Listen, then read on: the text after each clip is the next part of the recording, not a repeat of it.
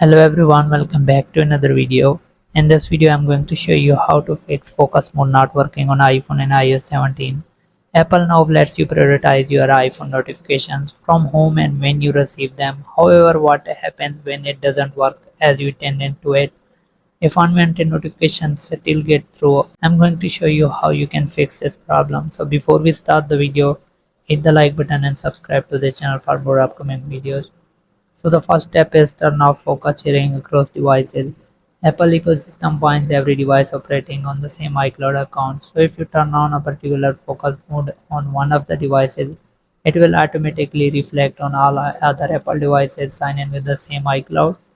You can simply go to settings, click on focus, and then you can disable share across devices.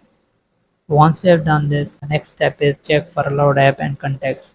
While focus mode prevents notifications from distracting you, there are chances that unwanted app or contact may have allowed. In such case, they won't be bothered by focus and cancel notification anytime.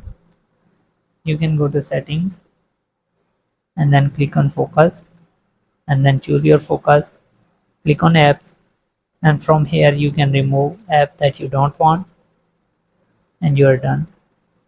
Then move on to the next step. The next step is disable time sensitive notifications. With the focus, Apple has implemented a new machine learning technology to sense notifications sensitive to time and are meant to be delivered right away. These can include reminder, OTPs, emergency service. Then you can simply go to settings, click on focus, choose your focus, click on apps and disable time sensitive notification. Now time sensitive notification will no longer bypass your focus mode.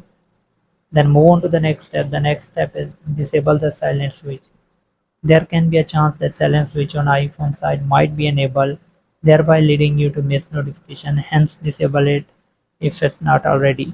So you can disable it from here if it's not already disabled. Then move on to the next step. The next step is restart your iPhone. If nothing seems to fix your issue, restart the device. It usually is the most effective one to fix minor glitches. You can hold the volume up and power button to restart your iPhone. So hope this video helps. Thanks for watching. Subscribe.